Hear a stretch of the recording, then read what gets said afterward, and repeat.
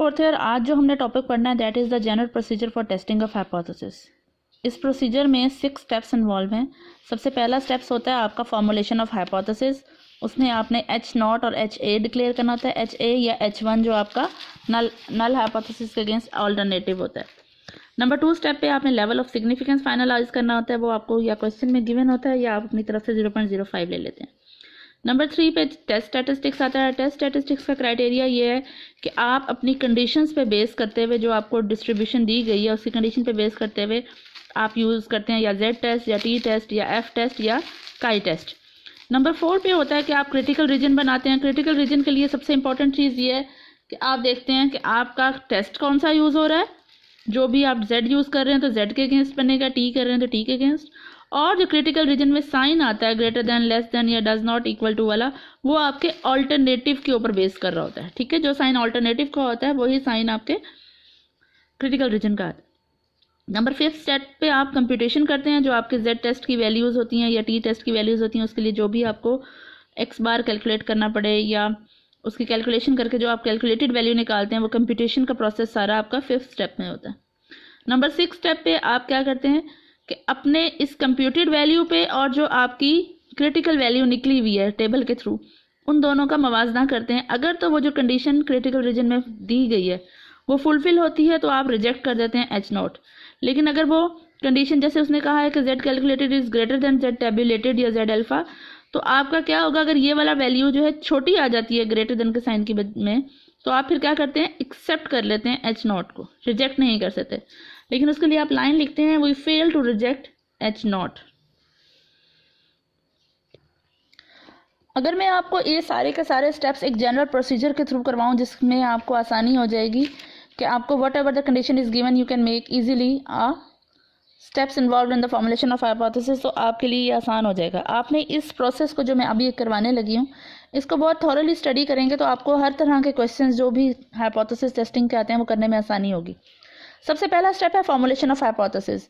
अब हाइपोथेसिस आपको मैंने बताया था कि आपके दो तरह के होते हैं, HA और H0। H0 वो होती है कंडीशन जो आप चेक करने जा रहे होते हैं, जो आपको क्वेश्चन में गिवन हो रही होती है कि आपने ये चेक करना आया ये ट्रू है या फॉल्स है।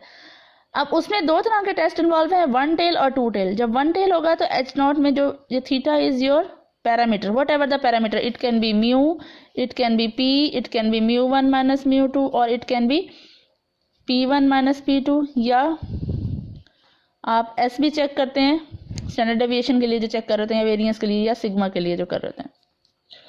तो अब हमारे पास theta is the population parameter और थीटा नोट जो है उसकी डिफाइंड वैल्यू है। 1 टेल टेस्ट में क्या होता है, आपके पास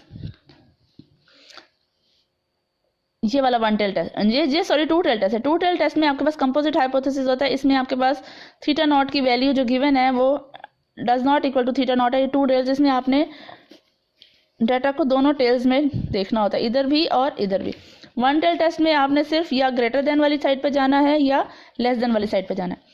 तो अगर आपका नल हाइपोथेसिस है theta is equal to theta naught, तो उसका अगेंस्ट क्या बनेगा, theta does not equal to theta naught, because condition is not given. But in your questions if it is given that theta is less than theta naught, तो ये आपको alternative की condition given है, या theta greater than. तो आपको जो alternative condition given है तो उसके अगेंस्ट आपने नल हाइपोथेसिस उसका ऑपोजिट साइन बनाना है। ये 1 टेल टेस्ट है। B केस और C केस ये दोनों 1 टेल टेस्ट के हैं, ये ग्रेटर देन का है और ये लेस देन का। इनके इन्हीं साइंस की बेस पे मैंने जैसे आपको बताया था हमारा क्रिटिकल रीजन का साइन भी डिपेंड कर रहा होता है। नंबर 2 पे आप टेस्ट लेवल ऑफ सिग्निफिकेंस लेते हैं, डिसाइड करते हैं उसके बारे में, वो या अल्फा 0.01 या 0.05 होता है। गिवन ना हो तो आप क्वेश्चन का ही ले लेते हैं। नंबर 3 पे आपने टेस्ट स्टैटिस्टिक्स चूज़ करना है। अब टेस्ट स्टैटिस्टिक्स चूज़ करने के लिए आप पहले देखेंगे कि आपकी पॉपुलेशन कौन सी है। अगर ये नॉर्मल है तो उसके लिए Z या T टेस्ट लगेगा, और Z लगाने के लिए ये देखना है कि अगर आपने म्यू के लिए कर रहे हैं और आपका सिग्मा नोन है, सिग्मा नोन है तो आपका Z टेस्ट क्या हो जाएगा, Z is equal to x bar minus mu sigma over √n। But if sigma is unknown और सैम्पल साइज ग्रेटर देन 30 है तो फिर आप क्या करेंगे, S रिप्लेस कर देंगे सिग्मा से, Z is equal to x bar minus mu s over √n। If sigma is unknown but sample size is also less than 30 then we will use T test. T test हम chapter number 18 में study करेंगे। उसमें क्या होता है, x bar minus mu over s over √n। ठीक है, जब आप Z यूज़ कर रहे हैं तो आपका क्रिटिकल रीजन या टेबल वैल्यू भी ऑब्वियसली Z की ही आएगी। अगर आपके पास नॉन नॉर्मल पॉपुलेशन है, एक केस ये भी होता है, तो जब नॉन नॉर्मल पॉपुलेशन हो और सैम्पल साइज हमेशा बड़ा हो, 30 से बड़ा हो या बहुत लार्ज हो, एक्सटेंसिवली लार्ज, तो हमारे पास सेंट्रल लिमिट थ्योरम के अगेंस्ट क्या होता है, when n approaches to infinity, जो x follows the normal distribution, तो फिर हम इसमें z टेस्ट ही यूज़ कर रहे होते हैं। नंबर 4 पे हमने डिटरमिन करना है अपना रिजेक्शन रीजन या critical reason. The location of